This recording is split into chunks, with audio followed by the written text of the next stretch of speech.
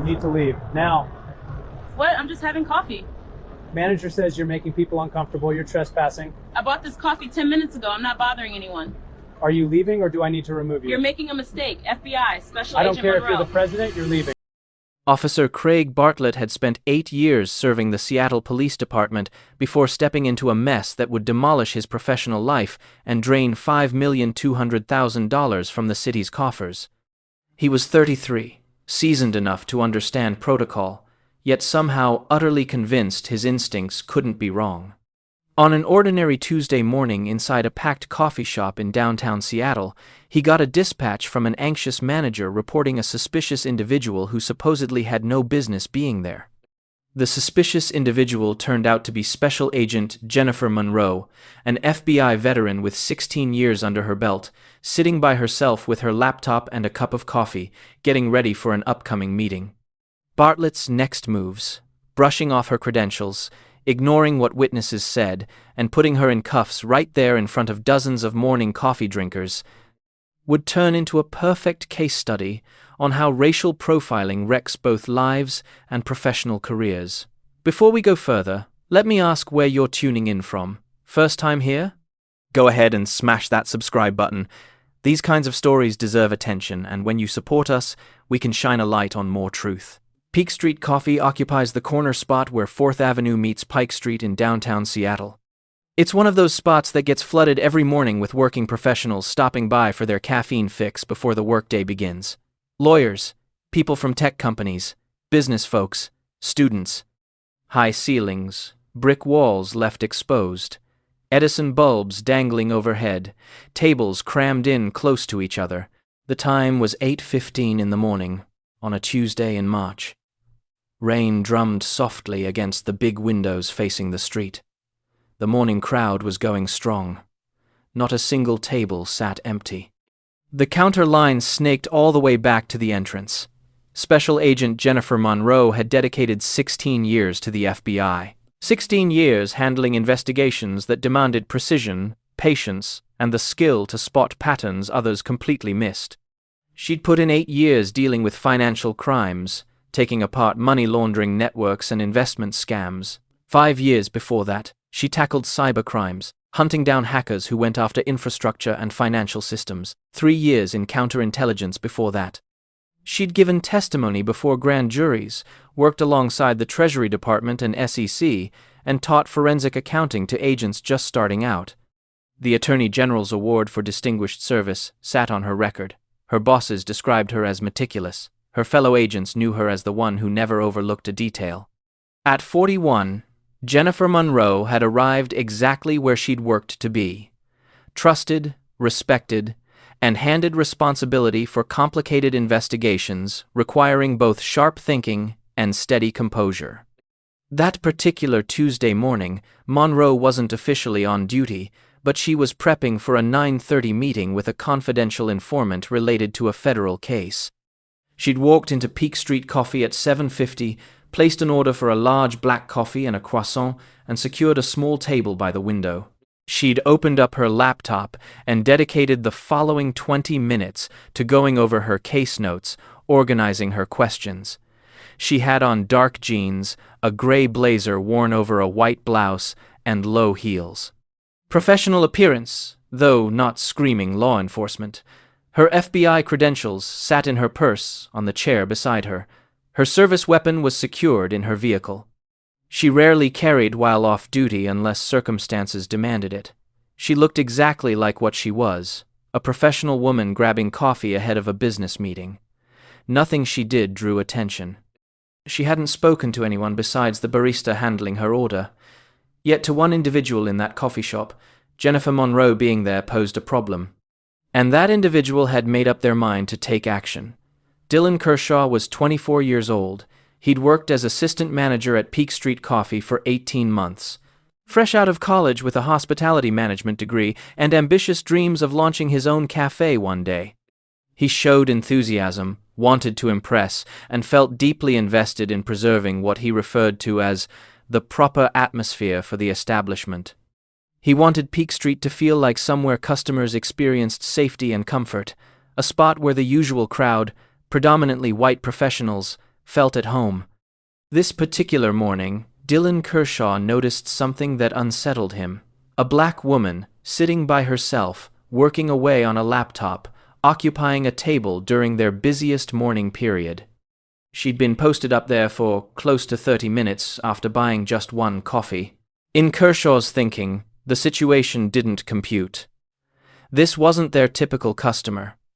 She didn't match what he considered the Peak Street demographic. She must be experiencing homelessness or unemployment, camping out to mooch free Wi-Fi. She was hogging space that actual paying customers needed. Never mind the fact she had actually paid. Never mind her impeccable attire. Never mind that dozens of other patrons had been sitting there equally long or even longer. Kershaw looked at a black woman and concluded she had no place there. He kept watching her for another 10 minutes, building up his nerve to intervene. Finally, he grabbed his phone and dialed the police non-emergency number.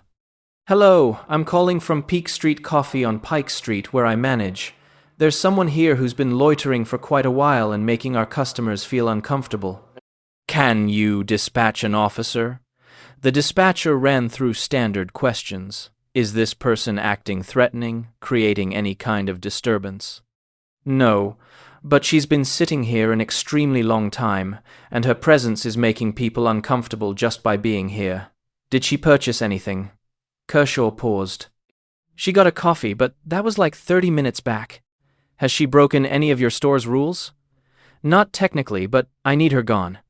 The call got logged. A unit got assigned. Officer Craig Bartlett took the call. "So here's my question for you. Should managers face real consequences when they call police on customers purely because of racial bias? Drop your thoughts in the comments."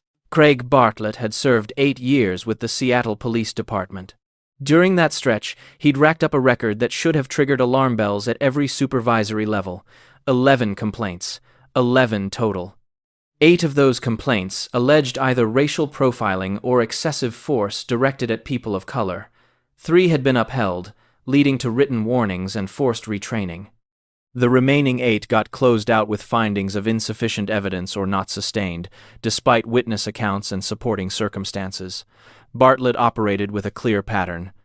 He came at calls aggressively when they involved people of color in locations where he figured they had no business being.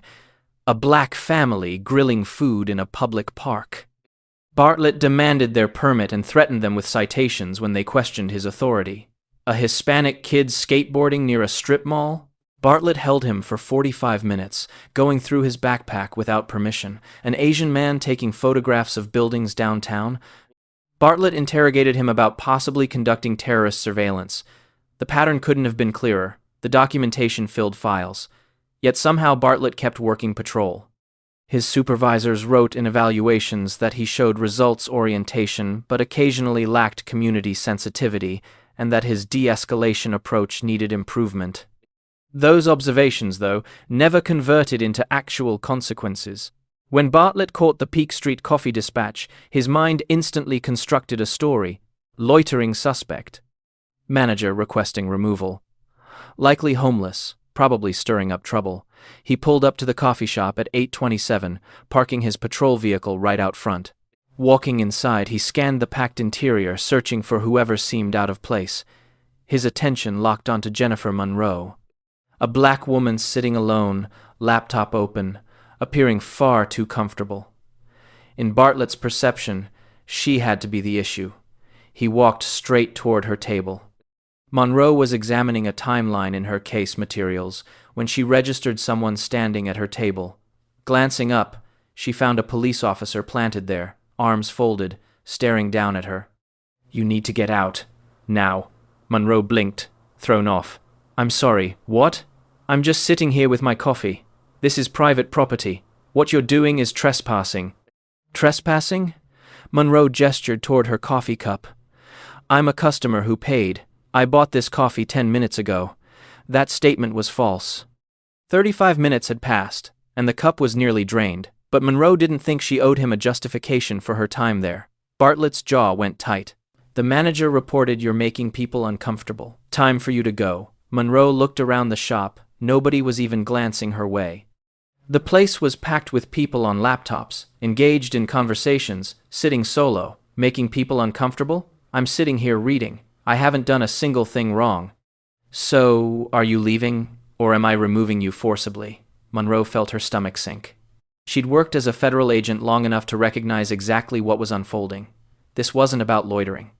This wasn't about following policy. This was about a manager who spotted a black woman and decided she didn't fit.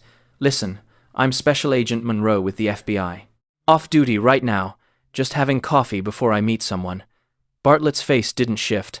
I don't give a damn if you're the president. You're getting out right now. Let me see some identification. Monroe reached into her purse and produced her FBI credentials, the black leather wallet containing the gold badge and ID card. She opened it and extended it toward him. Here you go. FBI credentials. Special Agent Jennifer Monroe. Now do you see this is a mistake? Bartlett glanced at the badge. His expression grew harder. Anybody can print up a fake badge. Stand up and put both hands behind your back. The coffee shop went silent. Conversations died. People rotated in their seats. Phones emerged. Monroe's voice stayed calm, but the edge cut through. Officer, that's a legitimate federal credential. You can confirm it with a single phone call to the Seattle FBI field office. I'm requesting you do that before this situation escalates. Stand up right now. I'm not standing. I'm a federal agent. I've committed 0 crimes. I've violated 0 policies, and you possess 0 legal authority to remove me. This is the moment where bias becomes impenetrable. Officer Bartlett had responded to a complaint about a black woman in a coffee shop. Upon arrival, he observed a black woman in a coffee shop. In his thinking, that validated the complaint. Every piece of evidence that followed the credentials, the composed behavior, the professional appearance, got filtered through his initial assumption. He wasn't looking at an FBI agent. He was looking at someone attempting to evade arrest. Quick question for you. Should officers be mandated to verify federal credentials before making arrests in situations that aren't emergencies? Tell me what you think. Monroe understood her options. She could keep asserting her rights and risk this turning violent, or she could comply, allow this catastrophic error to play out, and address the fallout afterward. She picked documentation over resistance. I'm complying under protest, Monroe announced, her voice projected loud enough for everyone in the establishment to hear. I am Special Agent Jennifer Monroe with the FBI. This officer is placing me under arrest for sitting in a coffee shop. Everyone present is witnessing this. Please record everything. Multiple people were already filming. A woman standing near the counter pulled out her device. A man at the neighboring table angled his camera in their direction. Monroe rose slowly, collecting her laptop and closing it. Bartlett seized her arm roughly. Hands behind your back. Don't grab me that way. I'm complying. There's 0 need for force. Bartlett wrenched her arm harder, spinning her around. He pulled both arms behind her back and locked handcuffs on. The cuffs were tight, intentionally tight. Monroe flinched but stayed silent. She wouldn't give him that satisfaction. You're being arrested for trespassing and resisting an officer. I didn't resist anything. Everyone here witnessed me comply, and I'm not trespassing. I'm a customer who paid for their coffee. The crowd had expanded. Someone near the entrance shouted, "This is completely wrong. She hasn't done anything." Another voice chimed in, "She's been sitting there 30 minutes. Nobody's complained about anything. She's just working on her computer." Bartlett ignored every voice. He marched Monroe toward the exit, still in handcuffs, her belongings abandoned on the table. Outside, Monroe observed exactly what she'd anticipated. Body cameras recording, dash cameras running, witnesses everywhere, evidence being captured. This was all getting documented. Officer Bartlett, Monroe stated, reading his nameplate, you're arresting a federal agent without any cause. You refused to verify my credentials. You applied unnecessary force, and you're executing this in front of dozens of witnesses. This will destroy your career. Bartlett pulled open the rear door of his patrol vehicle. Get inside. I want your badge number. I want your supervisor's name, and I want to know who made this call. You'll receive all of that at the station. He guided her into the back seat, shut the door, and slid behind the wheel. As he drove away from the curb, Monroe glanced back at the coffee shop. People stood outside now, phones raised, recording everything. The story was already going viral. Why do certain officers interpret calm professionalism and federal credentials as some kind of deception? Share your thoughts in the comments. The ride to the precinct consumed 12 minutes. Monroe used the time documenting everything in her mind. Times, exact statements, every action. She'd testified in dozens of federal trials. Building a case was second nature to her, and this case was practically building itself. They reached the precinct. Bartlett walked her inside, handcuffs still on, past the front desk, where a desk sergeant glanced up with immediate alarm. "Bartlett, what have you got?" "Trespassing incident at Peak Street Coffee. Suspect refused to leave when requested by both the manager and myself." The desk sergeant stood up. "Did she resist you?" "She refused to follow a lawful order." Monroe spoke clearly, her voice controlled and direct. "Sergeant, I'm Special Agent Jennifer Monroe with the FBI. I was sitting in a coffee shop drinking coffee before a scheduled meeting. The manager contacted police because I'm black. Officer Bartlett arrested me after I presented my federal credentials, which he dismissed as counterfeit. I complied fully. There was zero resistance. And this whole incident is captured on video by multiple witnesses." The desk sergeant's complexion went pale. "She showed you FBI credentials?" Bartlett pulled the credentials from his pocket and passed them over. "Claims they're legitimate." The sergeant inspected them thoroughly. The badge, the identification card, the hologram, the official seal, everything about them screamed authentic. "Bartlett, these are real credentials. Could be fake. They're real. I've examined enough federal credentials to recognize them." He looked directly at Monroe. "Ma'am, what's your badge number?" Monroe recited it from memory without hesitation. The sergeant picked up his phone. "I'm contacting the FBI field office immediately." Confirmation arrived within 3 minutes. Special Agent Jennifer Monroe, active status, Financial Crimes Division, 16 years of service. The sergeant hung up and turned toward Bartlett, his voice dropping to something cold and dangerous. "You arrested an FBI agent for sitting in a coffee shop after she presented her credentials to you. The manager stated she was. I don't care what the manager stated. You verify before you arrest. That's fundamental procedure. Remove those cuffs from her immediately." Bartlett unlocked the handcuffs. Monroe rubbed her wrists. Deep red impressions showed where the metal had pressed into her skin. A lieutenant appeared within minutes. Sarah Chan, a 21-year veteran who'd witnessed plenty of officer errors, but seldom one this severe. "Someone brief me on what happened." The desk sergeant gave her the rundown quickly. Chan listened, her expression growing darker. Then she turned toward Monroe. "Agent Monroe, speaking for the Seattle Police Department, I offer my sincere apologies. This is absolutely inexcusable." Monroe nodded but stayed quiet. She was constructing her case. Every word carried weight. Chan turned to Bartlett. "Badge and weapon. Hand them over. Administrative leave starts immediately." "Lieutenant, I was responding to a dispatch. You arrested a federal agent for drinking coffee while black. Hand me your badge." Bartlett surrendered them, his hands visibly shaking. For the first time, comprehension seemed to dawn on him about what he'd actually done. Should officers face automatic termination following wrongful arrests of federal agents? Share your answer. Within 2 hours, the videos had detonated across social media platforms. Multiple camera angles from different witnesses inside the coffee shop. Monroe identifying herself, displaying her badge, getting handcuffed, being paraded out like a criminal. FBI agent arrested in Seattle coffee shop for making people uncomfortable. Federal agent handcuffed after presenting credentials to officer who declared them fake. Coffee while black trends after FBI agent arrested for sitting in Starbucks-style cafe. The public outrage came immediately and intensely. The FBI released a formal statement condemning the arrest. The NAACP demanded an investigation. Civil rights organizations called for accountability. The manager who dialed 911, Dylan Kershaw, provided a brief statement to local news outlets. "I thought she was loitering. I had no idea she was FBI." He got fired within 24 hours. Peak Street Coffee released a public apology and announced new guidelines prohibiting police calls based on customer complaints unless actual criminal behavior was occurring. But the real harm was already done. The video captured everything. A black woman, professionally dressed, working on her laptop, presenting federal credentials, getting arrested regardless. Civil rights lawyers reached out to Monroe within hours. This wasn't simply a wrongful arrest. This was racial profiling. This was a civil rights violation.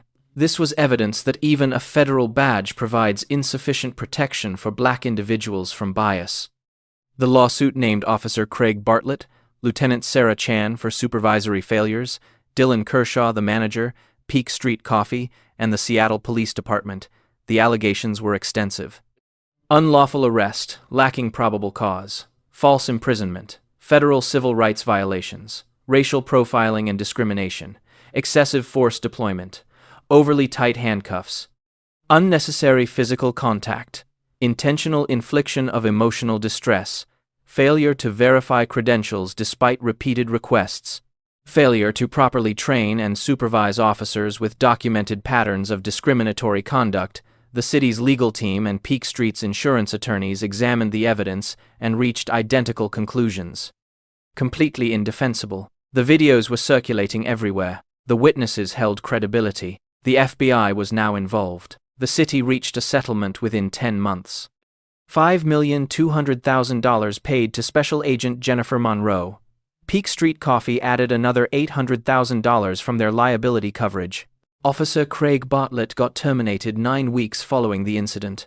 The termination letter was final and devastating. Officer Bartlett arrested a federal agent lacking probable cause, refused to verify legitimate credentials, and participated in racial profiling. Despite 11 prior complaints and multiple training interventions, Officer Bartlett continued demonstrating discriminatory policing practices. His employment is terminated effective immediately. Bartlett's name got entered into the National Decertification Index. His law enforcement career ended at 33 years old. Dylan Kershaw, the manager who initiated the call, encountered his own consequences.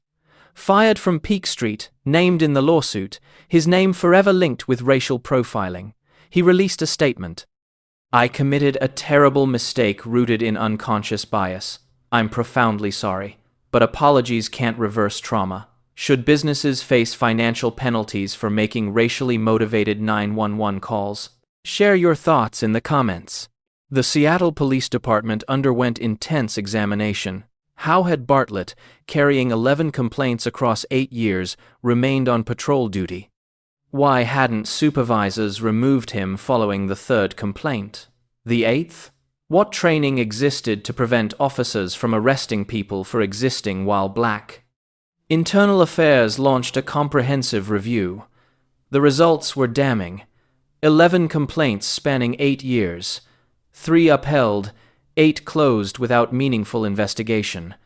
Multiple witnesses in previous complaints whose statements got ignored. Training requirements completed but never evaluated for actual effectiveness. Supervisors who documented problems in evaluations but implemented zero action, a system protecting officers over community members. The Department of Justice initiated a pattern and practice investigation. Their conclusions confirmed systemic failure at every organizational level. Reforms got announced.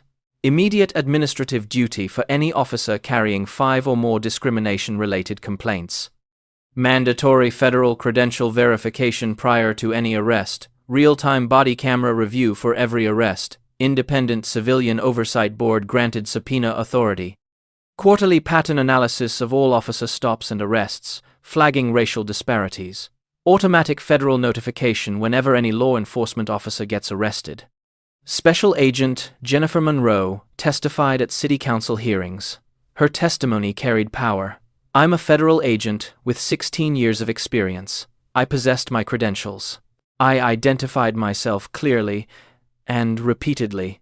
I was sitting in a coffee shop drinking coffee, and I got arrested because I'm black." She paused. "I wasn't loitering. I was working. I wasn't creating a disturbance. I was sitting quietly. I wasn't making anyone uncomfortable except apparently a manager who couldn't fathom that a black woman in professional clothing belonged in his coffee shop." Another pause. "This happens daily to black people who don't carry FBI badges, to people lacking the resources to fight back, to people whose arrests never make headlines. If this can happen to me, with all my credentials and authority, what happens to everyone else? The room fell silent. Should racial profiling in commercial establishments trigger automatic federal civil rights investigations? Share your answer. This wasn't merely a wrongful arrest. This was proof that for certain people, no credential proves sufficient when bias has reached its verdict. Jennifer Monroe presented her FBI badge. She identified herself verbally, clearly, repeatedly. She dressed professionally, worked calmly, violated no statute.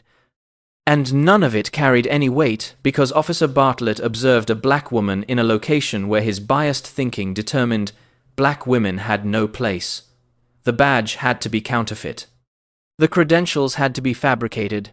The calm professionalism had to be performance. His bias ran so deep, it overrode physical evidence held directly in his hands. This demonstrates how systemic racism functions in everyday environments. It's not always violent or theatrical. Sometimes it's quiet, insidious, constructed on assumptions appearing reasonable until scrutinized. It's a manager who observes a black customer and assumes loitering. It's an officer who observes a black professional and assumes criminality. It's a system validating those assumptions until someone possessing power and resources pushes back. And when that bias gets backed by arrest authority, by handcuffing power, by the ability to remove someone from public space, it doesn't merely harm individuals. It transmits a message. You don't belong here, regardless of your credentials, regardless of your rights, regardless of your humanity. Craig Bartlett's career is finished. That represents justice. The city paid $5,200,000. That represents accountability. Dylan Kershaw got fired. That represents consequences. But money and terminations can't undo the trauma of getting arrested for drinking coffee. They can't restore the dignity of getting handcuffed before dozens of strangers. They can't erase the message that even an FBI badge provides insufficient protection from bias. The genuine question becomes, what changes moving forward? Do departments finally remove officers after 5 complaints rather than 11?